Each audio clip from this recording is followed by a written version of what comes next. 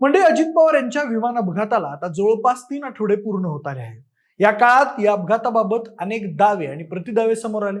काहींनी हा केवळ अपघात नसून घातपात असू शकतो अशी शक्यता व्यक्त केली. विशेष म्हणजे अजित पवार यांचे पुतणे रोहित पवार यांनी पत्रकार परिषद घेत या अपघातामागे संशयास्पद बाबी असल्याचा दावा करत काही महत्वाचे मुद्देही मांडले. दरम्यान या संपूर्ण प्रकरणाच्या प्राथमिक अहवालाची सर्वांनाच उत्सुकता लागली आहे.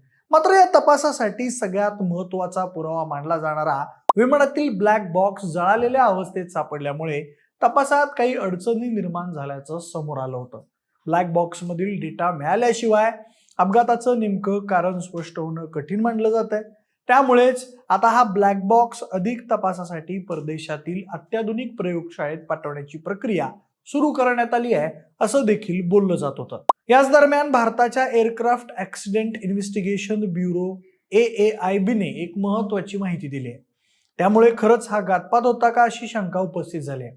म्हणूनच एअर ऍक्सिडेंट इन्व्हेस्टिगेशन ब्युरोने नेमकं काय सांगितलंय, अजित पवार यांच्या विमानात असलेल्या ब्लॅक बॉक्सचं काय झालं आणि आतापर्यंत अजित पवार यांच्या अपघाताबद्दल कोणकोणते अपडेट समोर आले आहेत याचीच माहिती सांगणारा हा व्हिडिओ.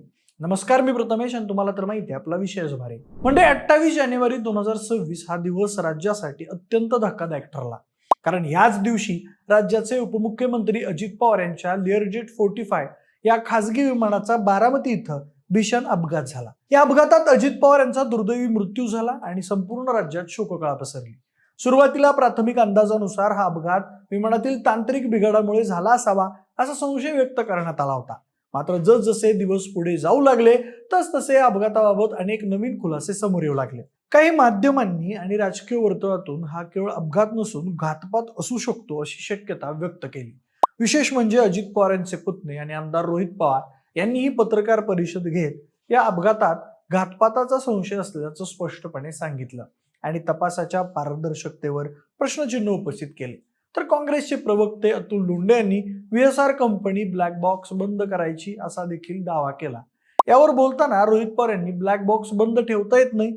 अतुल लोंढे म्हणतायत तसं जर ब्लॅक बॉक्स बंद केला असेल तर खऱ्या गोष्टी बाहेर येऊ नये म्हणून आता एक कारण लोकांमध्ये पेरलं जात आहे.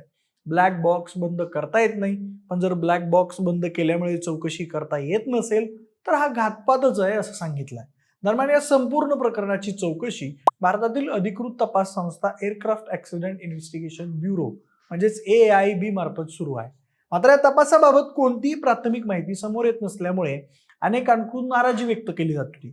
त्यातच अपघातानंतर विमानातील ब्लॅक बॉक्स जळाल्याचं वृत्त समोर आल्यानं संशय अधिकच वाढला. या पार्श्वभूमीवर नागरी उड्डाण मंत्रालयाने एक महत्वाचं परिपत्रक जारी करून काही महत्वाची माहिती स्पष्ट केली आहे. मंत्रालयाच्या माहितीनुसार अपघातग्रस्त लिअरजेट 45 विमानामध्ये 2 स्वतंत्र फ्लाईट रेकॉर्डर होते, डिजिटल फ्लाईट डेटा रेकॉर्डर आणि कॉकपिट व्हॉइस रेकॉर्डर. अपघातादरम्यान लागलेल्या भीषण आगीमुळे हे दोन्ही रेकॉर्डर तीव्र उष्णतेच्या संपर्कात आले आणि त्यांचं नुकसान झालं. मात्र यात एक महत्वाची सकारात्मक बाब समोर आली आहे. L3 कम्युनिकेशन्स कंपनीद्वारे तयार करण्यात आलेला डिजिटल फ्लाईट डेटा रेकॉर्डर AAIBच्या प्रयोगशाळेत यशस्वीरित्या डाउनलोड करण्यात आला. म्हणजेच या रेकॉर्डर मधील महत्वाचा तांत्रिक डेटा मिळवण्यात तपास यंत्रणेला यश आलंय. या डेटाच्या आधारे अपघाताच्या आधी विमानाची गती, उंची, इंजिनची स्थिती आणि इतर तांत्रिक बाबींचा सविस्तर अभ्यास केला जाणार आहे. तसेच हनीवेल कंपनीद्वारे तयार करण्यात आलेल्या कॉकपिट व्हॉइस रेकॉर्डरची सध्या सखोल तांत्रिक तपासणी सुरू आहे.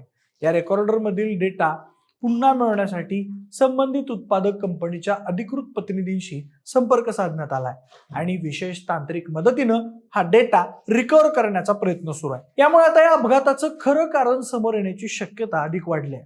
फ्लाईट डेटा रेकॉर्डर मधील माहिती आणि कॉकपिट व्हॉइस रेकॉर्डर मधून मिळणारं संभाषण हे तपासासाठी अत्यंत निर्णायक ठरणार आहे. त्यामुळे हा अपघात तांत्रिक कारणामुळे झाला की यामागे काही घातपात होता याचा अंतिम उलगडा AAIBच्या अधिकृत अहवालातूनच होणार आहे. एअरक्राफ्ट ऍक्सिडेंट इन्व्हेस्टिगेशन ब्युरोच्या या माहितीनंतर अजित पवार यांच्या अपघाताबद्दल अधिक खुलासा होईल अशी आशा आता व्यक्त केली जाते. मात्र ब्लॅक बॉक्स खरंच जळालाय का अशी शंका देखील उपस्थित केली जाते. कारण ब्लॅक बॉक्स मधील रेकॉर्डिंग टेपला इजा होऊ नये किंवा त्या जळू नयेत यासाठी त्याचं आवरण अत्यंत मजबूत बनवण्यात आलेलं असतं. ब्लॅक बॉक्स सुरक्षित राहावा यासाठी तो स्टील किंवा टायटेनियमचा बनवण्यात आलेला असतो. सोबतच 1 तासापर्यंत म्हणजेच 1000 अंश सेल्सिअस पेक्षाही जास्त तापमानात ब्लॅक बॉक्स सुरक्षित राहतो. समुद्राचं खारं पाणी किंवा इतर ठिकाणी 6000 मीटर्स खोलपर्यंत हा सुरक्षित राहतो. विमान समुद्रात क्रॅश झालं असेल तर ब्लॅक बॉक्स शोधण्यासाठी यावर एक बिकन किंवा सिग्नल असतो. हा अल्ट्रासाऊंड सिग्नल अपघातानंतर 30 ते 90 दिवसापर्यंत सिग्नल पाठवतो. सुरक्षा चाचणीसाठी याला 750 किलोमीटर प्रति तास या वेगाने कॉन्क्रीटच्या भिंतीवर आपटलं जातं. 5 मिनिटांकरता 2.5 टन वजन यावर ठेवण्यात येतं. त्यामुळे ब्लॅक बॉक्सचं जळणं शंका उपस्थित करतं. Digital flight data recorder DFDR आणि वैमानिकांचा कॉकपिट मधील आवाज CVR रेकॉर्ड करणारं उपकरण याला सामान्य भाषेत ब्लॅक बॉक्स म्हटलं जातं. विमानाच्या उड्डाणापासून ते लँड होईपर्यंतच्या संपूर्ण प्रवासाची तांत्रिक माहिती, वैमानिकांमधील संभाषण आणि फ्लाईट डेटा या ब्लॅक बॉक्समध्ये स्टोअर केला जातो. त्यामुळे विमान अपघातानंतर ब्लॅक बॉक्स खूप महत्वाचा असतो, कारण त्यात अपघात का झाला याबद्दलची महत्वाची माहिती असते. अजित पवार यांच्या अपघातानंतर देखील तात्काळ ब्लॅक बॉक्स रिसिव्हर करून तपासासाठी पाठवण्यात आला होता. मात्र जास्त वेळ आगीत राहिल्यामुळे ब्लॅक बॉक्सचं नुकसान झाल्याचं सांगितलं जात आहे. दरम्यान राष्ट्रवादी काँग्रेस अजित पवार गटाचे नेते अमोल मिटकरी हे सातत्याने या अपघातावर शंका उपस्थित करत आहेत. त्यांनी आणखी एक शंका उपस्थित केली आहे. अमोल मिटकरी यांच्या मते विमानाचा ब्लॅक बॉक्स हा त्याच्या टेलमध्ये म्हणजेच त्याच्या शेफ्टीमध्ये असतो. ज्यावेळी विमानाचा अपघात होतो त्यावेळी अनेकदा विमानाची टेल ही पूर्णपणे जळत नाही. त्यामुळेच हा ब्लॅक बॉक्स विमानाच्या टेलमध्ये ठेवला जातो. अजितदादांचा अपघात झाला त्या विमानाची शेफ्टी पूर्णपणे सुस्थितीत आहे, ते अजिबात जळालेले नाहीये अशी माहिती अमोल मिटकरी यांनी दिली आहे. त्यामुळे या ब्लॅक बॉक्सला काही डॅमेज होण्याचा संबंध येत नाही. तसेच ब्लॅक बॉक्स असा बनवला गेलेला असतो की हाय टेम्परेचरमध्ये सुद्धा कितीही आग लागली तरी तो जळून खाक होत नसतो, असंही ते पुढे म्हणाले. त्यामुळे आता अपघात झाला त्या विमानाचा ब्लॅक बॉक्स कसा जळाला असा प्रश्न मिटकरींनी उपस्थित केलाय. यामुळे आता या संपूर्ण प्रकरणाभोवतीचं गूढ अधिकच वाढलंय. एकीकडे नागरी उड्डाण मंत्रालय आणि एअरक्राफ्ट ऍक्सिडेंट इन्व्हेस्टिगेशन ब्युरो कडून फ्लाईट डेटा रेकॉर्डर मधील डेटा यशस्वीरित्या मिळाल्याचं सांगितलं जाते, तर दुसरीकडे कॉकपिट व्हॉइस रेकॉर्डर मधील डेटा मिळवण्यासाठी अजूनही प्रयत्न सुरू आहेत. याच ब्लॅक बॉक्स मधून अपघाताच्या शेवटच्या क्षणांमध्ये नेमकं काय घडलं, विमानात काही तांत्रिक बिघाड झाला होता का, की यामागे कोणता वेगळं कारण होतं, याचा उलगडा होणार आहे. त्यामुळे या तपासाचा अंतिम अहवाल अत्यंत महत्वाचा ठरणार आहे. सध्या तरी हा अपघात तांत्रिक कारणामुळे झाला की घातपात होता याबाबत अधिकृतपणे कोणताही निष्कर्ष समोर आलेला नाही आहे. मात्र AIB कडून सुरू असलेली सखोल चौकशी, ब्लॅक बॉक्स मधून मिळणारा डेटा आणि तज्ज्ञांकडून होणारी तांत्रिक तपासणी यामुळे लवकरच या अपघातामागचं खरं कारण समोर येण्याची शक्यता व्यक्त केली जात आहे. त्यामुळे आता केवळ राज्यच नाही तर संपूर्ण देशाचं लक्ष या तपासाच्या अंतिम अहवालाकडे लागलाय.